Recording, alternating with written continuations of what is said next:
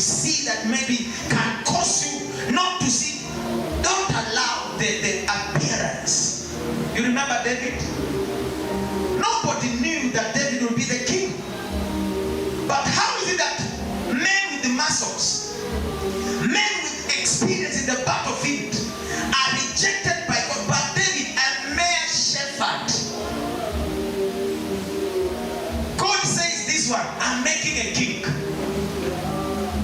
So you need to understand that child. It's not the looks. It's not it is something that is from the inside that matters. One day, Apostle Frank, I happened to be preaching, like just I'm preaching today. I'm feeling so, relieved. One day I happened to be preaching in the lunch hour. So I knew that I was sure Daddy would.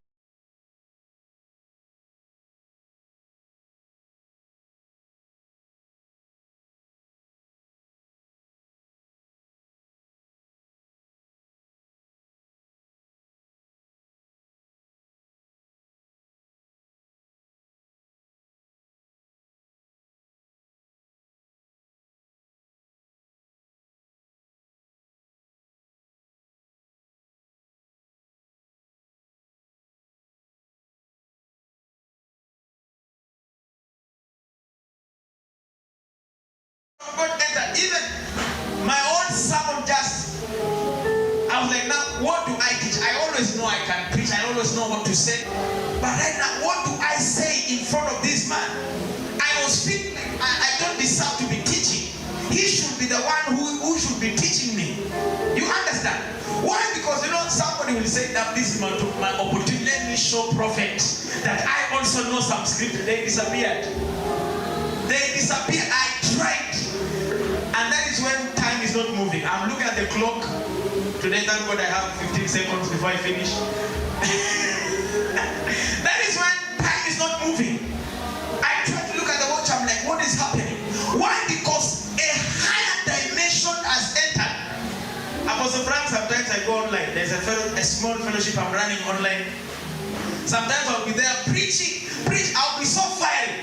And all of a sudden I notice I'm struggling. I'm like, what is happening to me? Am I under attack? I tell myself, prophet might be listening to you. I will be teaching, I'll be so fiery, preaching and speaking the word of God. But all of a sudden I begin to feel, no, I don't know what is happening to me. I can sense. And you know why I can be able to perceive this? Is because I have trained myself to be connected to the prophet. Not by calling him in the morning, afternoon, in the evening, prophet, good morning. Prophet, have you eaten lunch? Prophet, night. Prophet, tomorrow. It's not by that. But I've trained my spirit to be connected to the prophet. There are people who are the prophet's number. Why is it I don't talk? That does not matter. Child of God, what matters is the word he speaks in your life. What matters, child of God, is the connecting spirit light. Is a connection well enough? It is a connection. Perhaps, thank God you are far from him. Thank God. Apostle Frank, people don't understand the pressure sometimes you have to have. Having to know that prophet can call you anytime. Having to know that, there is something that distance does to people. Familiarity. And once you are familiarized to anybody, you begin to see them like God. That is one thing I preserve, I prevent myself against. I don't want there to be a day when I look at my prophet and say, he's just like any other man of God. It's just like my brother. It's just like any other. No.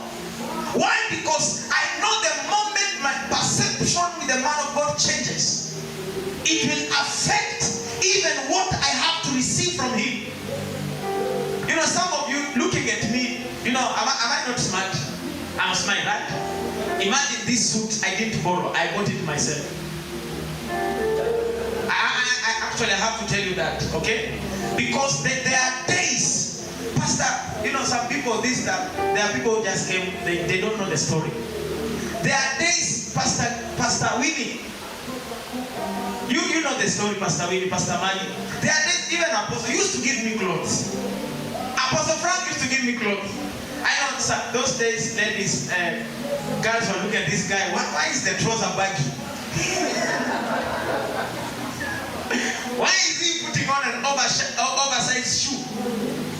When I met the prophet, it was totally a nobody.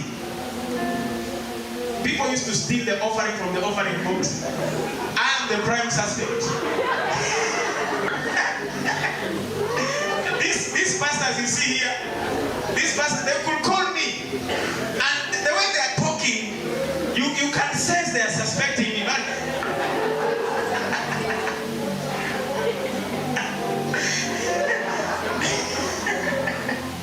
so, when I met the prophet, I have how many? 10 seconds.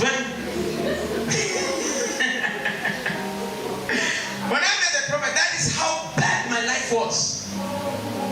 I didn't know the price of this kind of shoes. You have no idea. So when you see me here, at least this one I didn't borrow. I bought this one. And what got me here? This is what matters. I'm obligated to say this. I owe prophet my soul. I owe him my life. Because if it were not for him, the truth is I would not be here. No, those that just joined us, I'm talking about an encounter with Prophet Caleb. I wish I would talk about Elijah, Moses, and the rest, but my prophet is all I have. Okay. So it happened when I came, I was a nobody. So it is number one, the teaching that the man of God has taught me that have contributed even for me to know how to work out my prophecies to come to pass. So number 4 point as I go, be an attentive listener of what the prophet is teaching. The teachings he teaches here are a product of what you can see right now.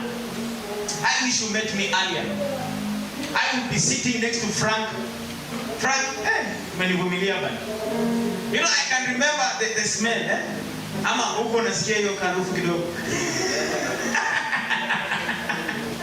I can remember those days. I could not visit you, Winnie, and remove my shoes.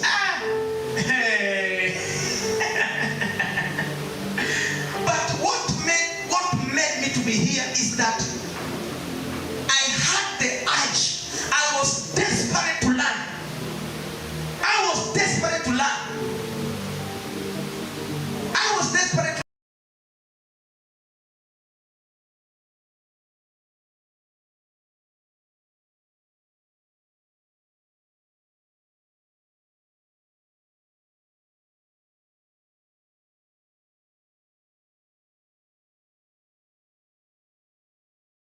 Why are you not celebrating me? You think it is easy?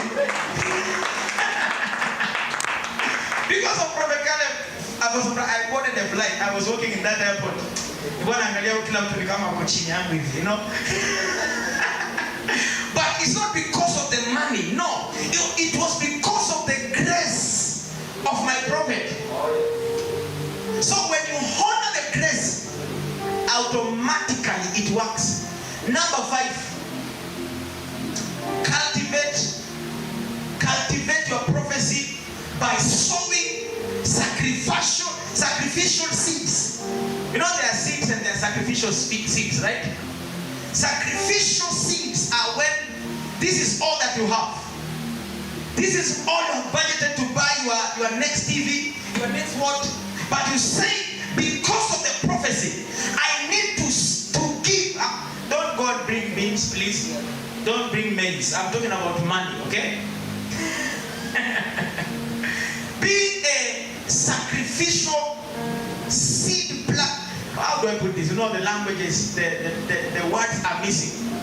But my point is, cultivate your prophecy by giving. One thing, my prophet, I went to a meeting, this thing of having a privilege to do with the prophet of God. One day, I happened to have a privilege with the prophet of God. I went to the meeting and a prophet was there and he was prophesying.